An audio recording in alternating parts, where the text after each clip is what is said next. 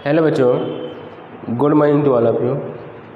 आज हम लोग क्लास 12 का असाइनमेंट का क्वेश्चन करेंगे, ठीक है। और हमारा आज का सब्जेक्ट है अकाउंटेंसी, नामा के मूल तत्व। तो आपकी जो एग्ज़ाम होने वाली है, तो आपके एग्ज़ाम के सभी क्वेश्चन असाइनमेंट में से ही आएंगे। तो हम लोग असाइनमेंट के एक क्वेश्चन सॉल्व करेंगे और आप लोग उसी को सॉल्व करके आपको एग्ज़ाम अच्छे से देना रहेगा, ठीक है। तो आपका फर्स्ट पार्ट में विभाग ए में आपका MCQ आएगा, ठीक है।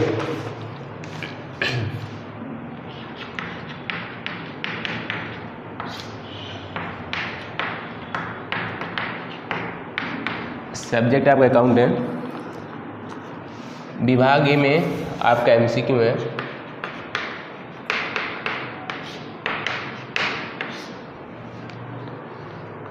इसमें आपको 10 क्वेश्चन दिए हैं, ठीक है। तो 10 क्वेश्चन जो हम लोग ध्यान देते हैं पहले।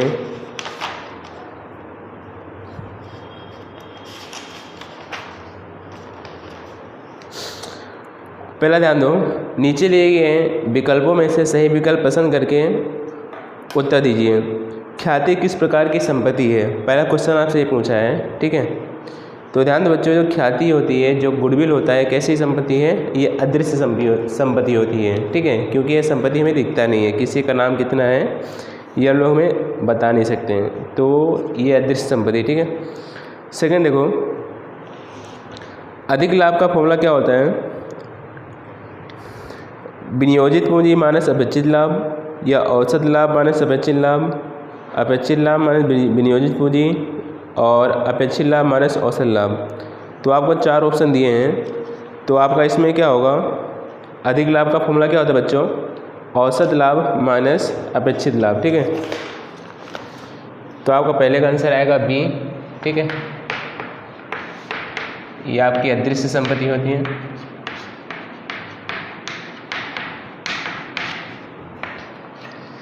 सेकंड क्या है? ख्याति किस सी आंसर आएगा औसत लाभ माइनस अपेक्षित लाभ, ठीक है। मतलब अधिक लाभ का फॉर्मूला क्या होता है? औसत लाभ माइनस अपेक्षित लाभ, ठीक है। थर्ड क्वेश्चन देखो, साझेदारी पीढ़ी का पुनर्गठन हो तब कौन सा खाता बनाया जाता है? व्यापार खाता, वसूली खाता, पुनर्मूल्यांकन खाता, लाभानी वितरण खाता। तो फिक्स है, जब भी साझेदारी का पुनर्गठन होता है तब हम लोग पुनर्मूल्यांकन खाता बनाते हैं, ठीक है। तो आपका आंसर क्या आएगा? बी आएगा, ओके। 3 का क्या आएगा आपका? बी। 4 देखिए, पुनर्मूल्यांकन खाता को कौन सा खाता कहते हैं? पूंजी अनामत खाता? नहीं। फिर लाभ हानि के प्रमाण में? नहीं। लाभ हानि वितरण खाता, लाभ हानि समायोजन खाता। तो जो पुनर्मूल्यांकन खाता का दूसरा नाम क्या होता है? लाभ हानि समायोजन खाता होता है, ठीक है। ऑप्शन नंबर आपका डी होगा। तो आप लोग याद भी रखना, एक आपका 1 मार्क्स में पूछ सकते हैं, ठीक है, बोर्ड के एग्जाम में। हिसाबी मानक 26 के अनुसार ख्याति बही में दर्शा नहीं सकते।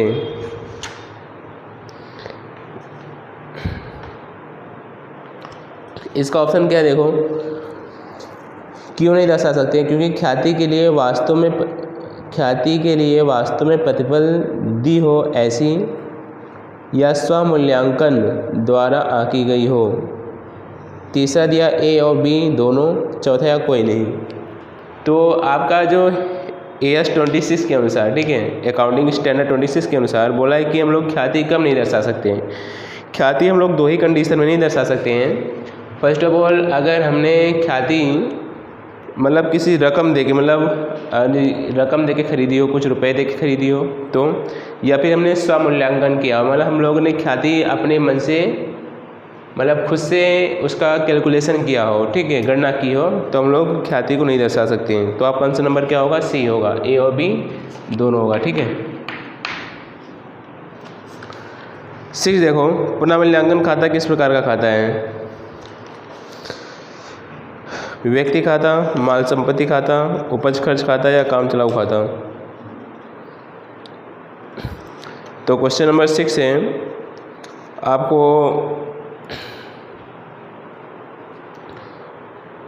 पुनः मूल्यांकन खाता है किस प्रकार का खाता है? तो आपके यहाँ पे पीछे आंसर दिया है, मतलब ये जो पूरा मूल्यांकन खाता है प्रकार से देखते हैं हम लोग, इसे में इनकम और खर्च दर्शाते हैं। ठीक है, तो यह उपज खर्च खाता होना चाहिए, लेकिन आपको यहाँ पे काम चलाऊ खाता दे रखा है आंसर में, तो काम चलाऊ खाता लिख लो। ठीक है,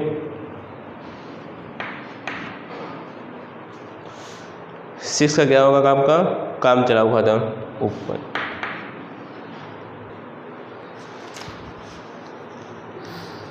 नियमित होने वाले साझेदार को चुकानी बाकी रकम पर साझेदारी करार में कोई उल्लेख ना हो तो ब्याज भुगतान पात्र है। अगर देखो बोला अगर कोई साझेदार निवृत्त हो रहा हो तो हमें उसे कितने % हम लोग उसे ब्याज देंगे। तो आपका जब भी कोई साझेदार निवृत्त होता है तो उसकी अगर जो रकम पेढ़ी में कुछ बाकी रह जाती है उसको हम लोग 6% वार्षिक दर से ब्याज देते हैं। ठीक है, तो आपका ऑप्शन नंबर क्या होगा? सी होगा। ठीक है, तो आपको क्वेश्चन नंबर 7 का आंसर क्या होगा आपका? सी। 8, 9 और 10 पुनः मूल्यांकन क्या लिखा है? जब लाभ हानि का केवल पुराना प्रमाण ही दिया हो तब साझेदारों का लाभ का प्रमाण क्या होगा? जब से पुराना ही अनुपात दिया होता है तो पुराना ही प्रमाण ही नया प्रमाण बन जाता है। ठीक है, मतलब तो आपको इसमें क्या होगा? 1:1 पूंजीक प्रमाण में ज्ञात नहीं कर सकते या पुराना प्रमाण ही नया प्रमाण बन जाता है, मतलब 8 का भी होगा। ठीक है, ख्याति का आधार किस पर निर्भर होता है? मतलब ख्याति ये किस पर निर्भर है? धनधाकीय इकाई के संचालकों पर, धनधाकीय इकाई की संपत्ति पर, या धनधाकीय इकाई भविष्य में बना रहे उस लाभ पर।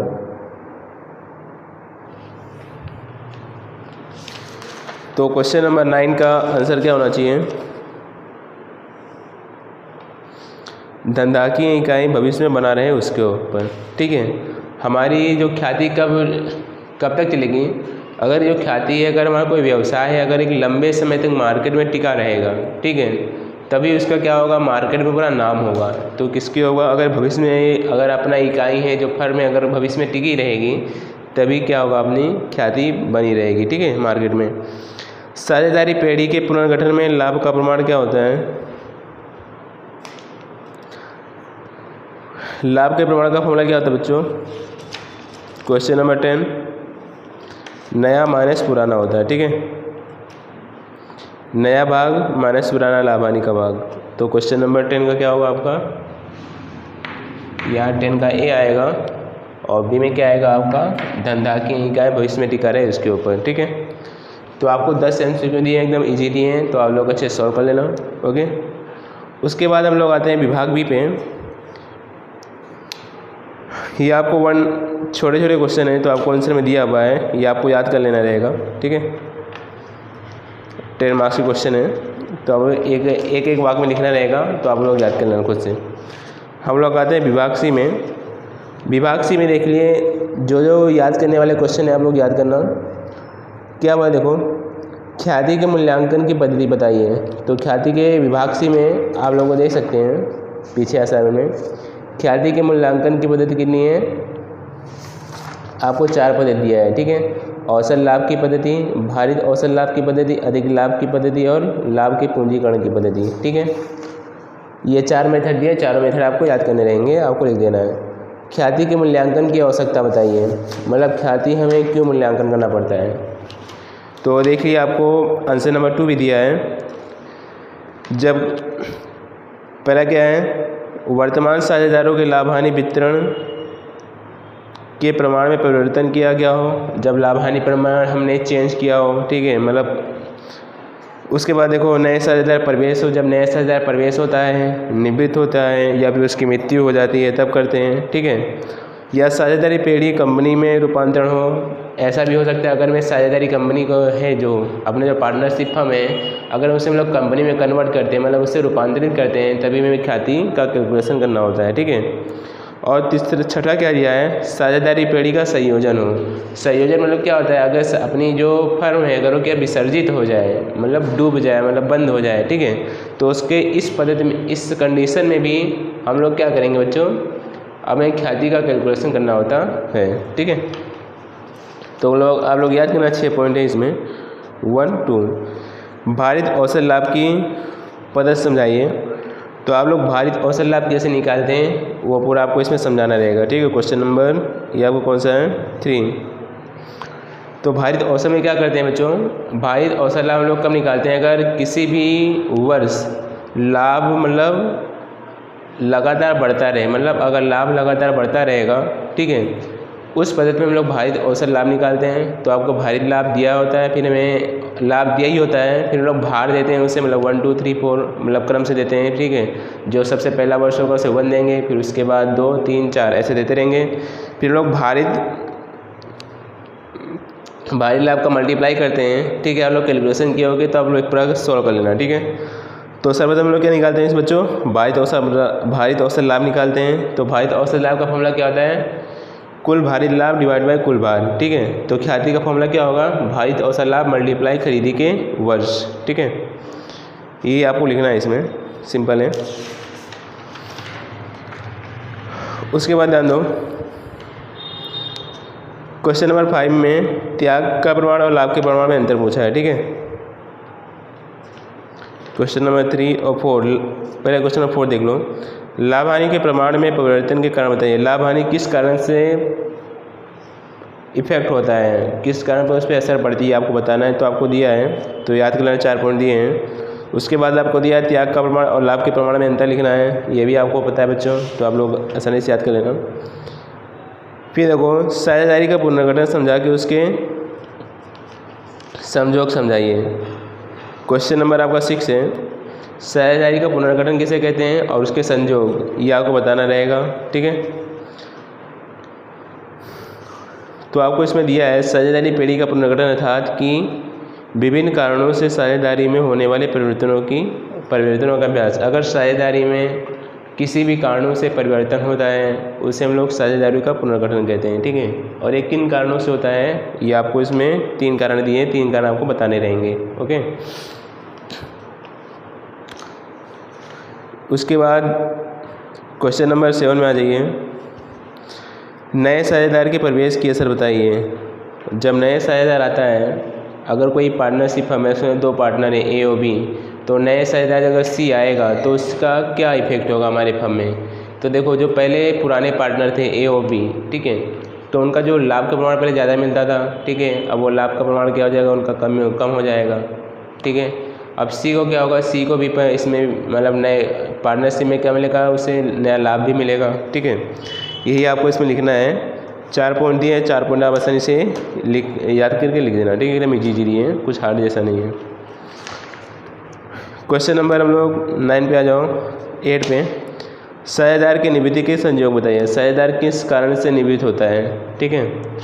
तो पहला दिया आपको सर्वसम्मति से, सभी साझेदारों की सहमति हो उसके कारण भी निवृत्त हो सकता है। दूसरा क्या है, नोटिस द्वारा। अगर मुझे निवृत्त कोई पार्टनरशिप फर्म है ए बी सी, ठीक है, उसमें सी अगर वो निकलना चाहता है तो उसे पहले से पार्टनर को क्या देना होता है, नोटिस देना हो, तभी वो निवृत्त हो सकता है, ठीक है।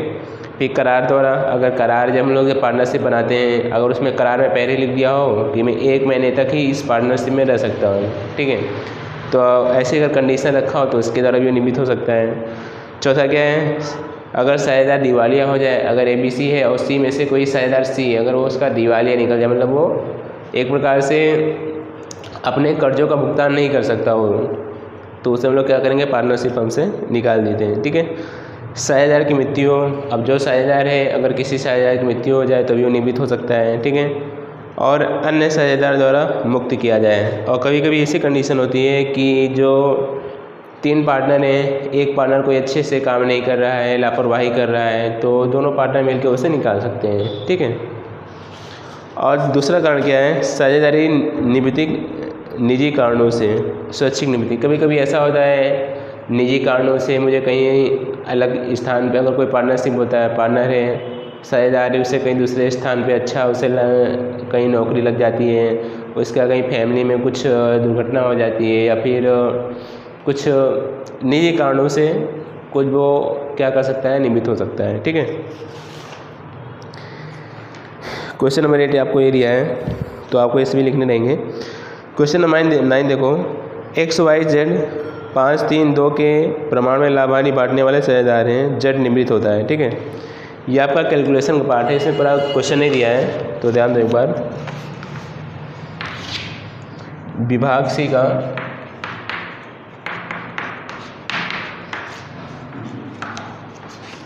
इसमें आपके 3 पार्टनर थे, x, y और z, ठीक है। इनका आपका प्रमाण कितना दिया है पुराना, 5, 3, 2। ये इनका लाभ हानि का प्रमाण है, ठीक है। इसी के अनुपात में जो पेढ़ी का लाभ होता है इसमें बांटते हैं, लाभ या हानि जो भी हो, ठीक है। और इसमें क्या बोला है कि z ये क्या हो गया, निवृत्त हो गया, ये आपका पुराना अनुपात हुआ, ठीक है। अब बोला इसमें z निवृत्त हो गया है तो लाभ का अनुपात ज्ञात करो, ठीक है। नया लाभ हानि का अनुपात क्या होगा, लाभ का अनुपात बोला, ठीक है, लाभ हानि वितरण का नहीं।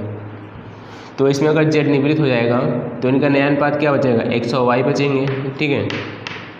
तो इनका ये क्या हो जाएगा, ये नया अनुपात हो जाएगा, ठीक है।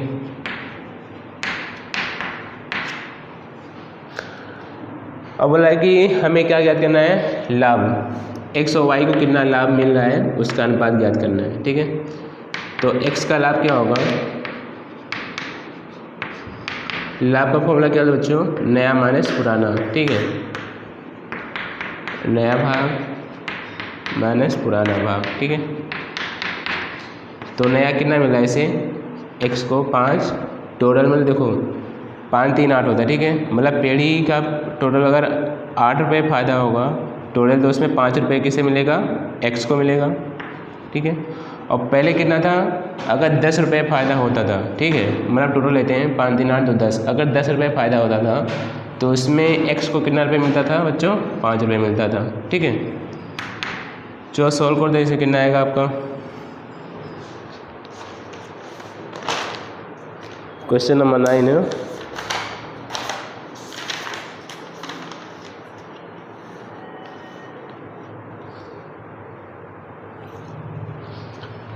चलो सॉल्व करो। ये आप देखो इसका जो हर है दोनों अलग अलग हैं, तो हम लोग क्रॉस मल्टीप्लाई सॉल्व कर लेते हैं, ठीक है। 10 बजे कितना होगा, 50, 8 5 40, ये 8 दाम में 80, ठीक है। तो कितना आएगा, 10/80, मतलब अब x का कितना भाग हो गया, 10/80 मिलेगा, ठीक है। अब इसी तरह हम लोग y का निकाल लेते हैं, y का लाभ, ठीक है। तो सेम होगा, y को पहले कितना, नया भाग कितना है, 3/8,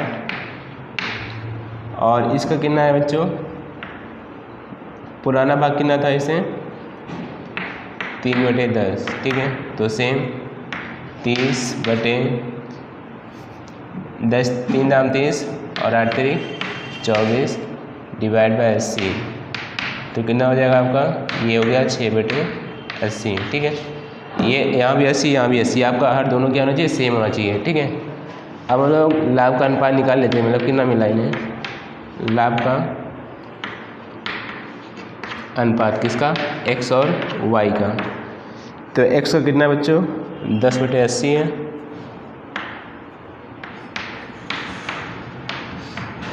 और इसका कितना है, 6/80, ठीक है। तो ये दोनों कैंसिल कर देते हैं हम लोग, 80 तो क्योंकि दोनों सेम है, तो आंसर क्या आएगा यहाँ पे, 10/6 आता है, ठीक है। जब भी अनुपात हम निकालते हैं तो अनुपात में जो हर होता है ना, हमें हर को सेम करना होता है, ठीक है। तो यहाँ भी 80 आ गया, यहाँ भी 80 आ गया, तो इनका नया अनुपात क्या होगा, लाभ का 10 और 10/6 होगा, ठीक है। तो आपका क्वेश्चन नंबर 9 ये था। तो आपको समझ में आया, तो क्वेश्चन नंबर 9 में लिख लेना, थोड़ा इसमें नहीं दिया है। z निवृत्त होता है तो x और y को मिलने वाले लाभ का अनुपात ज्ञात करें, तो आपका लाभ का अनुपात होगा, ठीक है। अब आते हैं क्वेश्चन नंबर 10 पे, नए साझेदार को मिलने वाले अधिकार बताइए। अगर कोई नया साझेदार फर्म में आता है तो उसको क्या क्या अधिकार हैं ये आपको बताना रहेगा। उसके लिए आपको दिया है, अगर नया साझेदार आता है तो उसे क्या अधिकार हो, नए साझेदार को मुख्य रूप से 2 अधिकार प्राप्त होते हैं। पहला अधिकार क्या है, फर्म की संपत्तियों में हिस्सा लेने का अधिकार। अगर वो कोई यदि पार्टनर है, 2 पार्टनर थे, अगर इसमें तीसरा पार्टनर आ रहा है तो उसे जो अगर पार्टनर है मतलब जो तीसरा पार्टनर आएगा उसे जो मतलब जो 2 पार्टनर 2 साझेदार के बीच जो संपत्ति बढ़ी थी अब 3 साझेदार के बीच बढ़ जाएगी, ठीक है। तो वो भी क्या करे, फर्म की संपत्तियों का यूज़ कर सकता है, ठीक है। और भावी लाभों में हिस्सा लेने का अधिकार, अगर पेढ़ी में लाभ भी होता है तो उसमें भी उसका हिस्सा लेने का अधिकार होता है और इस अधिकार से उसे कोई मना नहीं कर सकता है। ओके, तो आपका विभाग सी भी क्या होता है बच्चों, कंप्लीट होता है। Question number 10। ओके, विभाग सी में 10 क्वेश्चन है, तो आपको सभी 10 क्वेश्चन ज़्यादा नहीं, सभी आपको याद करने वाले क्वेश्चन है। क्वेश्चन नंबर 9 से प्रैक्टिकल का है, तो आप ये अच्छे से याद कर लेना सभी क्वेश्चन। ओके, अब विभाग सी के बाद हम लोग आते हैं विभाग डी पे, ठीक है। यहाँ से आपका थोड़ा कैलकुलेशन का पार्ट स्टार्ट हो रहा है।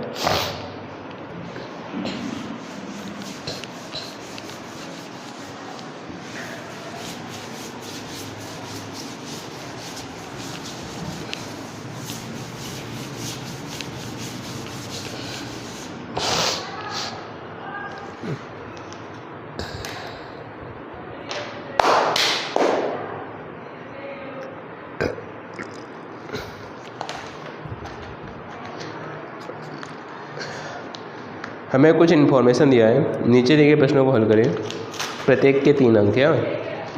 तो पहले क्वेश्चन में क्या बोला है, निम्नलिखित माहिती नीलेश और निकुंज की पासादारी पेढ़ी की ख्याति कीमत पेढ़ी की अंतिम 5 वर्ष के लाभ हानि औसत लाभ के 3 वर्ष की खरीदी के आधार पर गिननी है।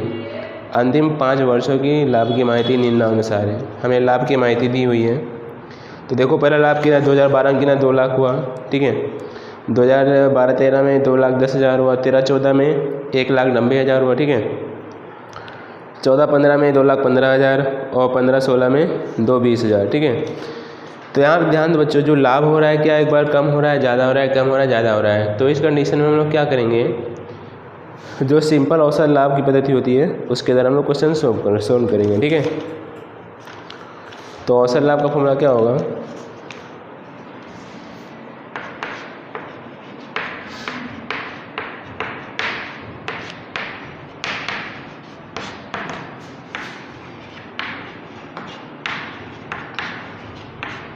कुल लाभ डिवाइड बाय वर्षों की संख्या, ठीक है, वर्षों की संख्या।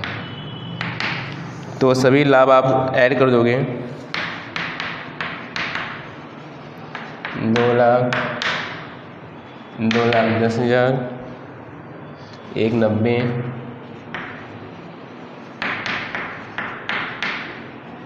2,15 और 2,20,000, ठीक है। इसको आपको डिवाइड करने वर्ष से, देखो 5 वर्ष दिया है ना, तो 5 वर्ष से डिवाइड कर देना, सबको टोटल कर दो।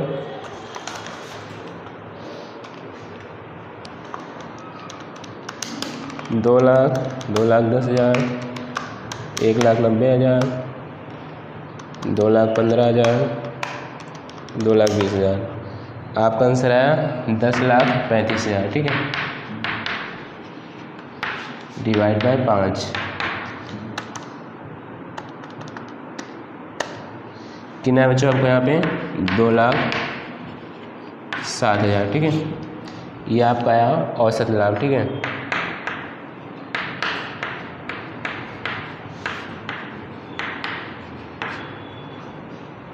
अब हमें क्या निकालना है, ख्याति।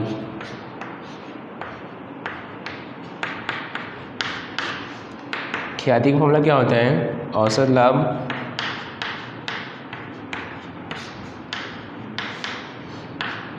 मल्टीप्लाई खरीदी के वर्ष। तो औसत लाभ कितना है अपने पास 2,07,000 और खरीदी के वर्ष कितना दिया है 3 वर्ष, ठीक है। 2,7 मल्टीप्लाई 3 6,21,000 आएगा, ठीक है। ये आपका हो गया ख्याति। तो क्वेश्चन नंबर 1 आपका यहाँ पे कंप्लीट होता है, ओके। फिर यहाँ ध्यान दो, क्वेश्चन नंबर 2 भी है आपको, ये मिटा देता हूँ। क्वेश्चन नंबर 2 में बोला है भारित लाभ ज्ञात करना होनी, ठीक है।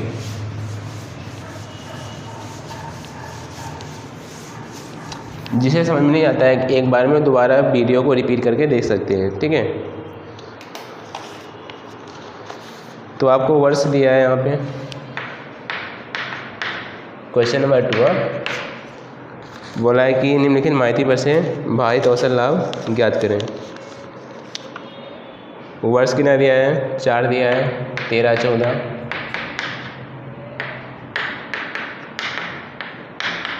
14, 15, 15, 16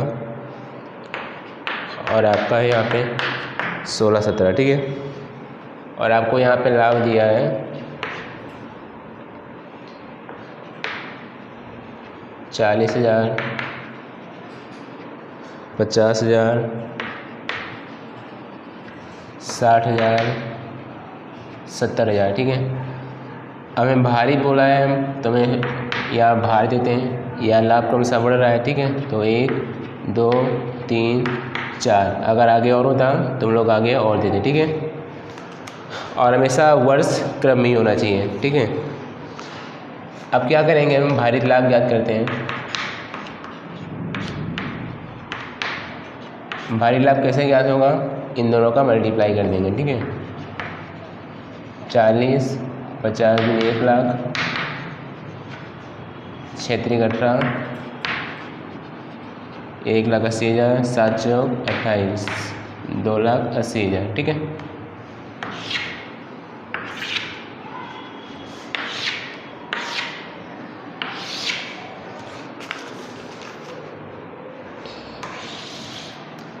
सबका टोटल कर देते हैं।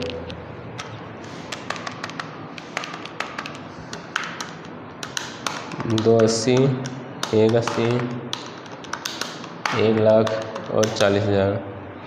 ये भारित लाभ आया आपके पास 6 लाख, ठीक है। भार कितना है, 4, 3, 7 दोनों 1, 10, ठीक है। हमें पहले निकालना है औसत भारित लाभ, ठीक है।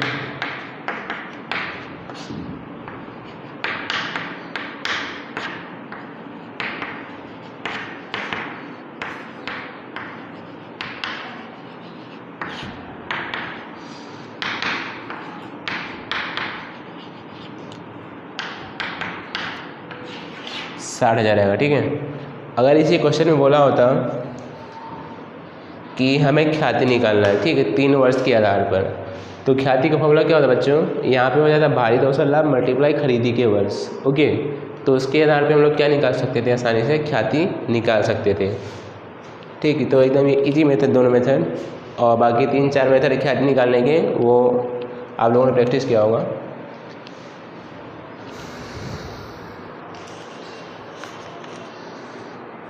क्वेश्चन नंबर 2 यहाँ पे आपका कंप्लीट होता है, ठीक है।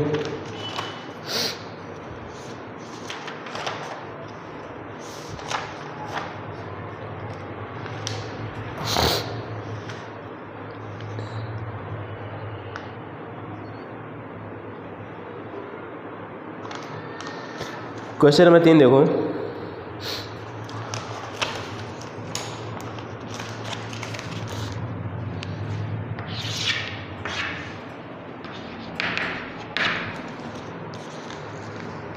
भावेश, विपुल और हिरन 3 पार्टनर है, ठीक है।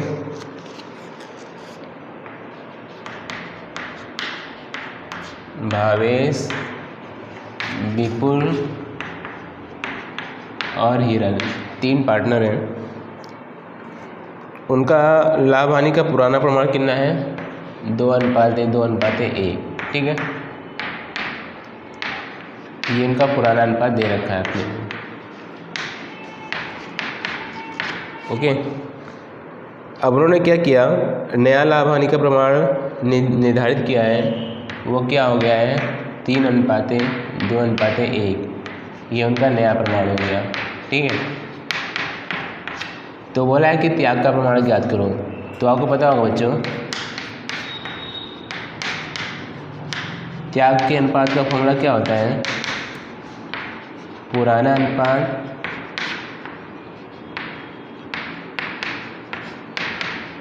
माइनस नया अनुपात, ठीक है। तो पुराना अनुपात देखो पहले में निकालना है भावेश का, ठीक है, भावेश का त्याग, तीनों का आप लोग निकालना, ठीक है। तो भावेश का पुराना अनुपात कितना है 2, टोटल कितना है 5, और नया अनुपात कितना है 3, टोटल कितना है 6, 3 अनुपात है 6। तो डायरेक्ट हम सॉल्व करेंगे, एलसीएम निकालने की जरूरत नहीं है। 6 दूनी कितना होगा 12, 5 3 कितना होगा यहाँ पे 15, 6 पंचे 30, ठीक है। तो कितना है 12 माइनस 3 कितना हो -3। तो देखो ये जो भावेश है, भावेश का आंसर किस में आ रहा है माइनस में आ रहा है, ठीक है। तो मतलब क्या हुआ, जो भावेश है यहाँ पे उसे ये त्याग नहीं कर रहा है बल्कि इसे लाभ हो रहा है, ठीक है। तो इसका ये लाभ का अनुपात लाभ मिल जाता है, ठीक है। सिंपल ध्यान रखो, जब भी हम लोग त्याग का अनुपात निकालते हैं, अगर अपना आंसर किसमें पॉजिटिव में आ रहा है, मतलब त्याग में अगर प्लस में आ रहा है तो त्याग होगा, अगर क्रॉस में आ रहा है उसका नेगेटिव आंसर है तो लाभ हो जाता है, ठीक है। इसी तरह आपको लाभ के अनुपात में अगर पॉजिटिव आ रहा है तो लाभ, अगर माइनस में आ जाता है तो उसे हम लोग त्याग मानते हैं, ठीक है। इसी तरह निकाले थे हम लोग विपुल का। विपुल का अनुपात पहले कितना था 2:5, इसका कितना हो गया नया अनुपात कितना 2:6, 6 दूनी कितना होगा 12 और 5 दूनी कितना होगा 10, तो 6 पंचे 30, 12 माइनस 10 कितना होगा बच्चों 2/30, ये इसका हुआ त्याग का अनुपात विपुल का, ठीक है। भावेश को लाभ हुआ। अब थर्ड है, सिंपल सी बात है, अगर इसको लाभ हो रहा है तो दोनों त्याग करेंगे। विपुल ने कितना त्याग किया 2/30, तो अपना हीरल कितना करेगा 1/30, ठीक है। लेकिन चेक कर लो आप लोग एक बार, 1/5 फिर 1/6, 6 कम 6 5 30, 1/30, ये भी क्या किया इसने त्याग किया, ठीक है। हिरल ने भी, इन दोनों ने त्याग किया, उसको लाभ हुआ, ठीक है। 1/30 2/30, 2 त्याग करते हैं तो 1 को लाभ होता है, फिर 1 को लाभ होता है, तो मतलब आपस में बंटवारा करते हैं लोग, ठीक है।